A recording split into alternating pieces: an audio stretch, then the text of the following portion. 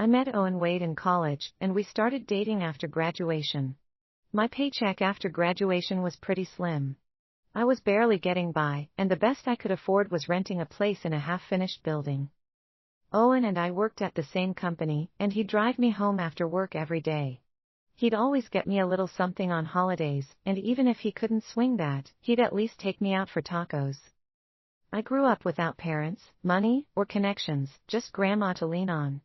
People talked behind me when I was a kid, saying I was just some stray kid grandma took in, but I never believed them. After she passed, I lost the only family I had. Since then, I'd longed for a place I could call home. Since I didn't get much love or attention growing up, I started leaning on Owen more and more. When we were dating, he was sweet, thoughtful, and always careful with my feelings.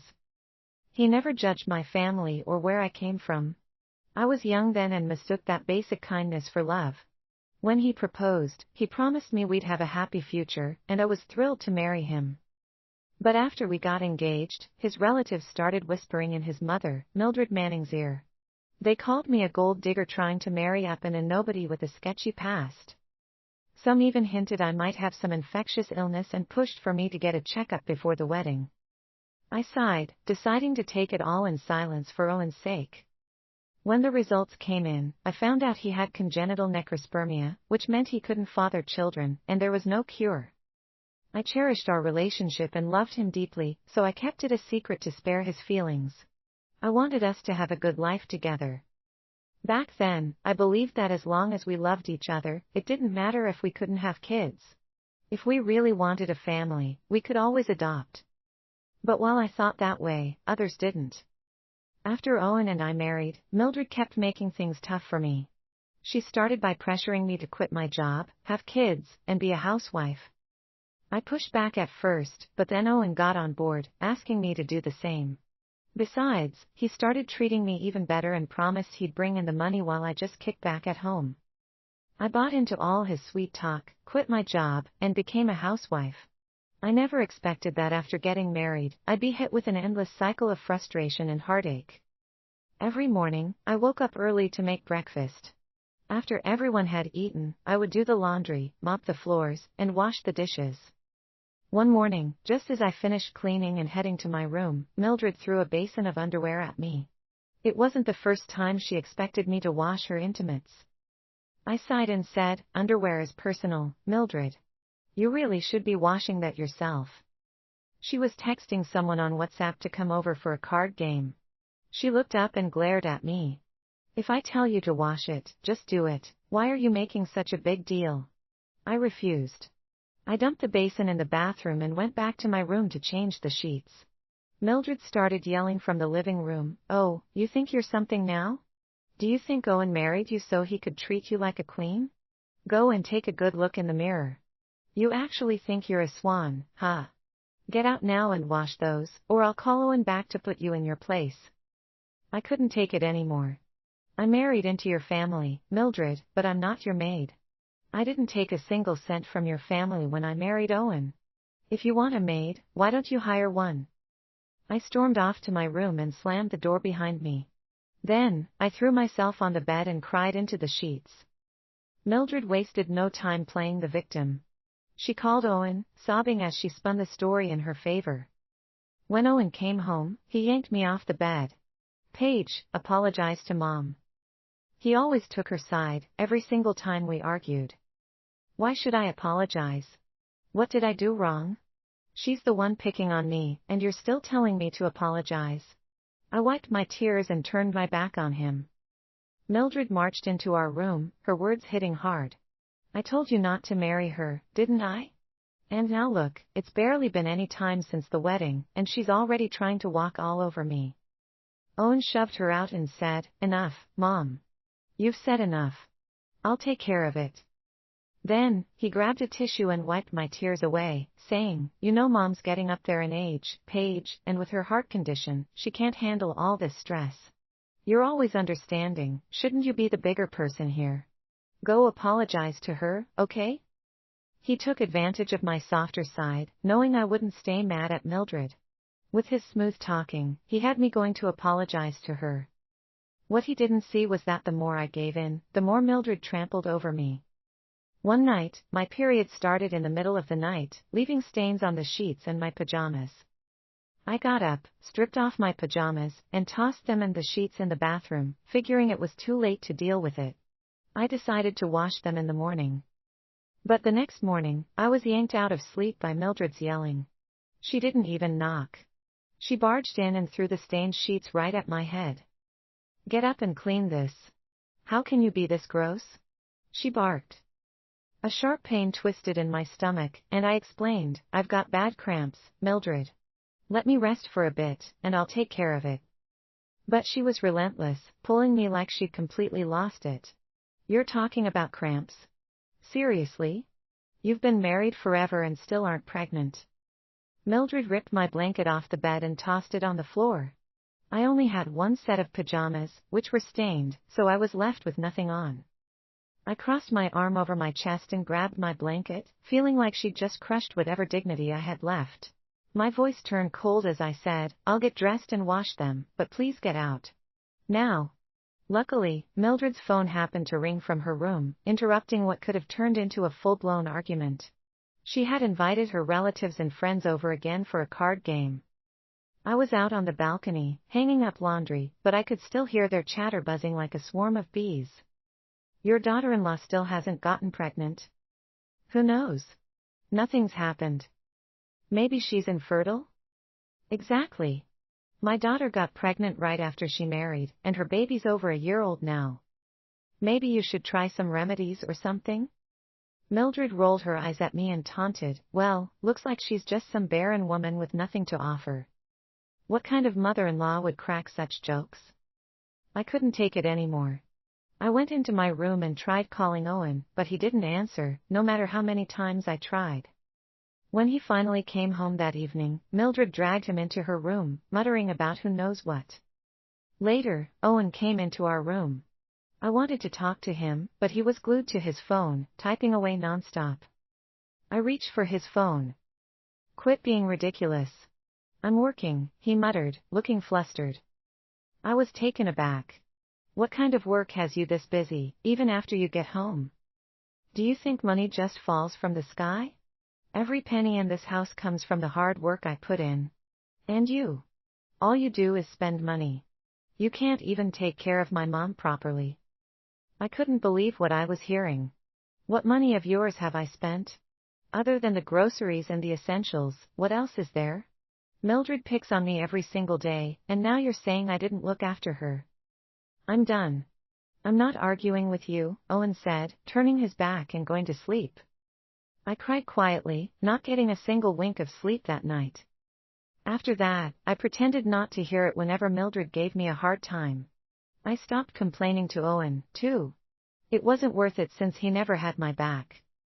I put up with it for over 6 months, all just to have a place to call home. But something about Owen started to feel off. His late nights away from home became the norm, even when work wasn't the real reason. And every time he returned, he'd be glued to his phone, his face lighting up with such a soft smile. Whenever he saw me catch it, he'd quickly cover it up. That day, I left the house and quietly flagged down a cab to follow Owen. He pulled up to a fancy residential complex. I couldn't get in, so I just waited outside. It didn't take long before Owen finally showed up. But to my surprise, he had his arm around a woman with a small baby bump. They looked so cozy as they got into the car together. I quickly hopped into another cab and tailed them. In the end, their car pulled up outside a hospital. I stepped out of the car and finally saw the woman's face. It was Owen's second cousin, Serena Lambert.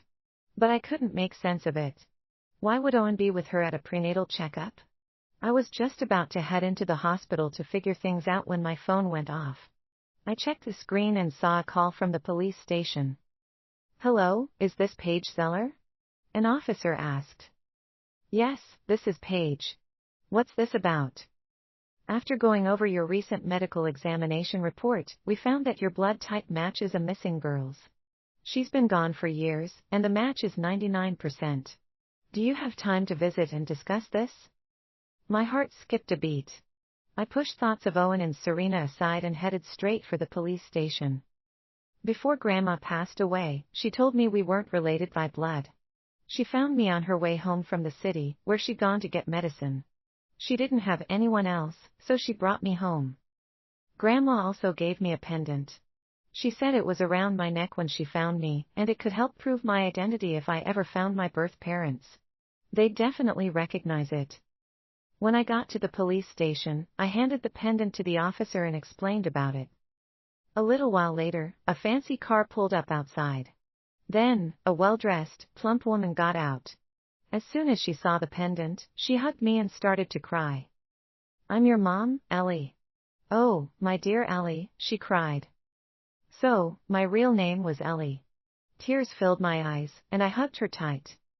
A moment later, a middle-aged man exited the car, and I froze the second I saw him. It was William Cromwell, the CEO of Cromwell Group, where Owen worked. I couldn't believe it. I was the missing daughter of the Cromwell family.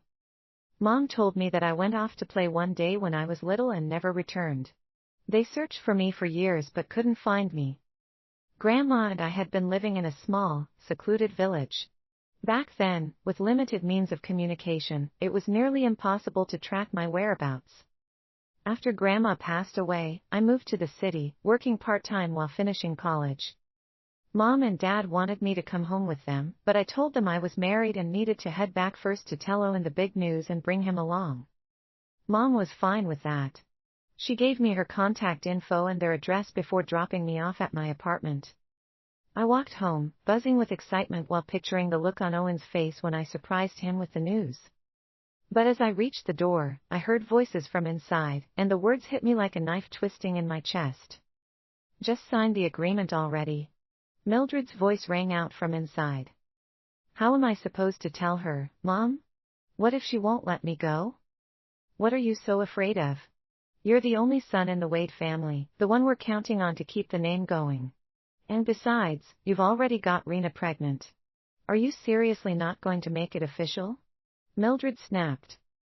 That was when I heard a woman crying inside. So that was why he'd been leaving early and coming home late. He'd been seeing someone else. And the other woman was none other than his second cousin. I clearly remembered that Owen had necrospermia, so there was no way he could get anyone pregnant. I rushed to the hospital, got his last medical examination report, and double-checked with the doctor, who confirmed it was congenital and incurable. Right then, Mildred called, telling me I needed to come home immediately because she had something important to talk about. I shoved the medical report into my bag, my mind racing with a whirlwind of emotions. It seemed like things were getting more interesting by the second. When I got home, only Mildred was sitting on the couch. I looked around, but Owen and his mistress were nowhere to be found. Mildred tossed an agreement at me, her voice cold and cutting. "Hurry up and sign it. The Wades have been a single bloodline for 3 generations. We're not keeping someone like you, a barren woman who offers nothing." I picked up the agreement and skimmed it. I couldn't believe how heartless the Wades were. I had given up my career and the best years of my life to marry a man who couldn't have kids, choosing to stay home as a full-time wife, swallowing my pride to keep the peace and build a happy family. And now, here I was, betrayed by Owen, put down by Mildred for not being able to have kids, and being forced to divorce and leave with nothing. I wiped away the tears and laughed. Mildred looked taken aback. "Why are you laughing?" My eyes landed on Owen's signature on the divorce agreement. It was scribbled like he was in a rush to get it over with. Then, I shot her a cold look. "Why am I laughing?" "Because I'm walking away from a family like yours. Honestly, I'm doing you a favor by not going all out with fireworks to celebrate." When Owen proposed, he promised to love me forever, protect me, and give me a happy family. But in the end, he treated me like dirt. Mildred's anger flared up and she pointed at me. "Say that again, I dare you." I swatted her hand away. "You're not my mom, and I'm done with this. Do you want me to sign it or not?" She went silent and dropped her hand, probably afraid I'd refuse to sign. I grabbed a pen, signed the divorce agreement, and looked her straight in the eye. "Tell Owen to get back here. We're finalizing the divorce now." Mildred didn't expect me to agree so easily. Her tone softened in a way I'd never heard before. "All right, sure. You're smart enough to know when to go with the flow. I'll call him right now. How ironic. After a while, Owen called and told me to come downstairs. I grabbed the signed agreement and headed down. As soon as I opened the car door, I saw Serena sitting in the passenger seat. What's this about, Owen? We're getting a divorce, and seriously, you're bringing her along? I questioned coldly. Rena's pregnant. She needs someone to look after her, Owen said, not daring to meet my gaze. She'll get nauseous if she sits in the back. You should sit back there instead. I almost laughed out loud. Pregnant? What a joke. He had no clue he was born with congenital necrospermia. Owen cheated on me, and Serena was doing the same to him. That was karma at its finest. The universe really did know how to settle scores. Please don't be mad. Aoi and I truly love each other. I'm sorry, Serena said. Damn it. I hadn't even started crying, and she was already bawling her eyes out. Oh, save it. Keep your apology. I'm not shameless enough to accept it, I said. Owen gently squeezed her hand. You don't have to apologize, Rena. It's my fault, not yours. You're the innocent one. Don't let this stress you out. It's bad for the baby. Were they seriously putting on some tragic love story act before me? How far along are you? Are you sure it's Owen's? I taunted. Serena froze for a second. Oh, of course, it's Allie's. Just because you can't have a baby doesn't mean you can question mine. Owen frowned, glaring at me through the rearview mirror. You've struggled to get pregnant, Paige, and Mom's been desperate for a grandchild. If you're mad, take it out on me, not Rena. How could he be so shameless? He cheated on me and still tried to make me the bad guy. So now you're saying it's my fault we couldn't have kids? Was I the one who made you and Serena sneak around behind my back and sleep together? I retorted. Please don't fight with Aoi anymore. It's all my fault. I've always loved him, and I was the one who seduced him, Serena said as if I'd fall for her pathetic act. So you're actually admitting you're shameless enough to go after someone else's husband? I asked. Don't bother with that shrew, Rena, Owen snapped, his patience running out. The two of them were so in sync, playing their parts like I was the one ruining their perfect love story instead. The car pulled up in front of the courthouse. After we finalized the divorce, Owen handed me a $100 bill as if he was doing me a favor. Here, take this for a cab. I'm not driving you back. Let's just leave things on a good note. I swatted his hand away. On a good note? With you? Your mom's been a nightmare to me from the start, and for the sake of what we had, I put up with it for years. She went around calling me a barren woman with nothing to offer, and you never once stood up for me. You even brought your mistress into our home. And now, you have the nerve to bring her along to finalize our divorce. Do you have no shame? Owen's face twisted with anger. Why haven't you gotten pregnant yet if you're really able to? You wouldn't be bothered by what people say if it wasn't true. Who'd want someone from a family like yours? All you do is sit at home, looking awful and miserable every day. Honestly, just looking at you makes me sick. Serena tugged at his arm with a smile. All right, Aoi, don't waste your time with her. Then, she pulled her into the car.